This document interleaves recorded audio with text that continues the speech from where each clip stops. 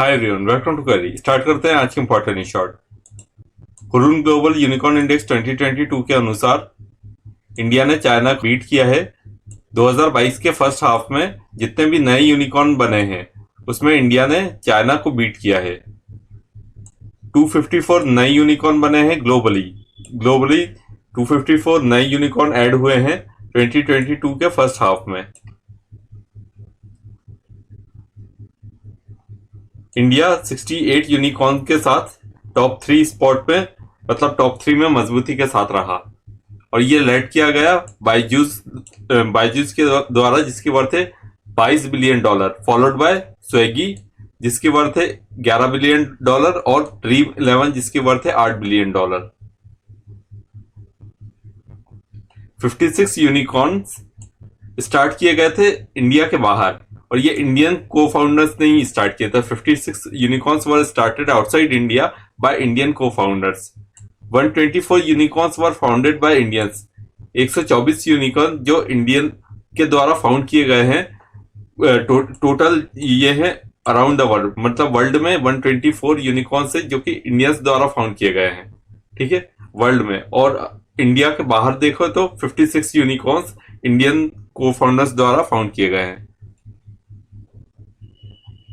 अब ये लिस्ट देखेंगे तो इसमें टॉप किया है यूएसए ने, सेकंड नंबर पे चाइना, थर्ड नंबर पे इंडिया।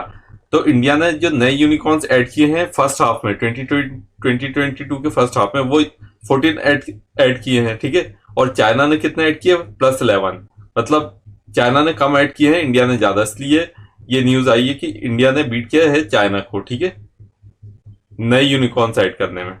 बाकी ये स्पेसिफिक जो नंबर्स है वो एक स्पेसिफिक टाइम पीरियड के लिए, कि मतलब टोटल यूनिकॉर्न्स नहीं है, ये स्पेसिफिक टाइम पीरियड के अकॉर्डिंग ये सब नंबर्स, ये लिस्ट है। तो आप देख सकते हैं यूएसए टॉप पर, सेकंड पे China, third India, fourth UK, fifth Germany, sixth Israel, seventh France, eight Canada, ninth Brazil, 10th South Korea.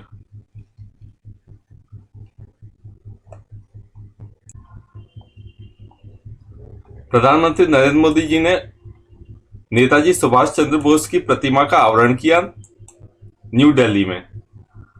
ये जो प्रतिमा है 28 फीट की है, जेट ब्लैक ग्रेनाइट स्टैच्यू है ये, इसका वजन है 65 मैट्रिक टन।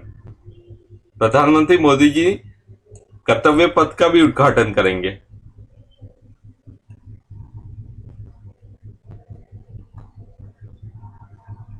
गवर्नमेंट एस्टैब्लिश करेगी 3 lakh primary agriculture credit societies, मतलब प्राथमिक कृषि ऋण समितियां का अगले 5 सालों में।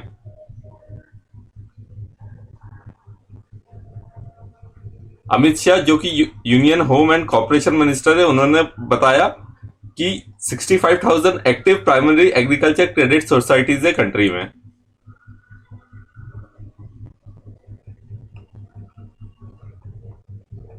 Second India Japan 2+2 ministerial dialogue ये स्टार्ट हुआ है टोक्यो जापान में, फॉर बायलैटरल डिफेंस कॉर्पोरेशन के लिए और मिलिट्री एक्सरसाइजेस, मतलब सैन्य अभ्यास को बढ़ावा देने के लिए ये मिनिस्ट्रियल डायलॉग स्टार्ट हुआ है।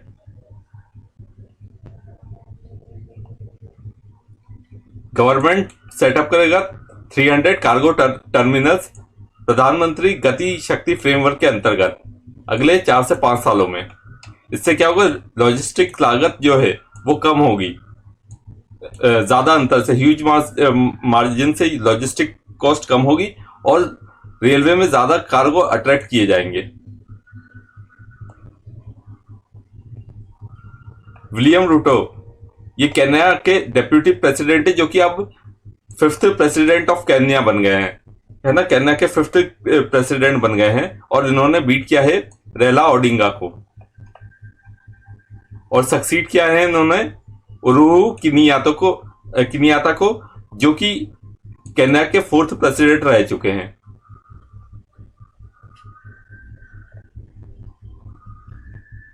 इंडिया का नेशनल सिक्योरिटी काउंसिल सेक्रेटरीट और यूके गवर्नमेंट ने बीएई सिस्टम के साथ कोलैबोरेट करके इंडिया के नेशनल सिक्योरिटी काउंसिल सेक्रेटरीट के साथ सक्सेसफुली डिजाइन किया है और कंडक्ट किया है साइबर सिक्योरिटी एक्सरसाइजेस, साइबर सुरक्षा अभ्यास 26 देशों के लिए।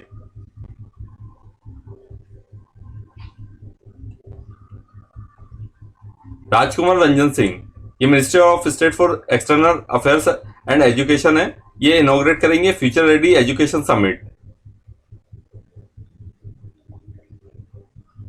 इकोनॉमिक टाइम्स गवर्नमेंट, ये ईटी मतलब इकोनॉमिक टाइम्स गवर्नमेंट एक इनिशिएटिव है इकोनॉमिक टाइम्स का ही, और माइक्रोसॉफ्ट, ये दोनों मिलकर ऑर्गेनाइज कर रहे हैं future ready education summit new Delhi में, और इसकी थीम है where your skills meet our tomorrow.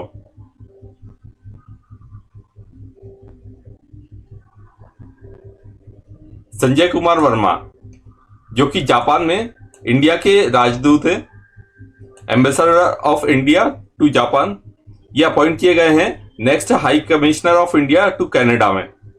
तो कनाडा में next high commissioner of India appoint किए गए हैं।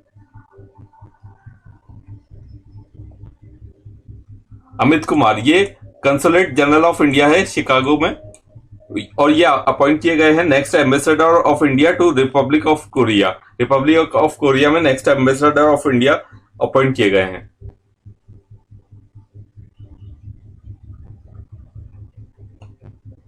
श्री पीयूष गोयल, इन्होंने लॉन्च किया है द यूएस स्टार्टअप सेतु, मतलब supporting entrepreneurs in transformation and upskilling programme, San Francisco के बे एरिया में।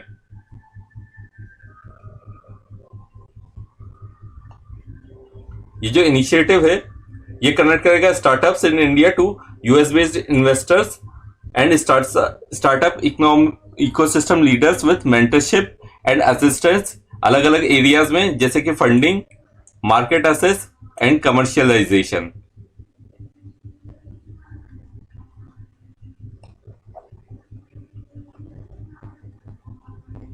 आठ सितंबर 2022 को मनाया गया इंटरनेशनल लिटरेसी डे।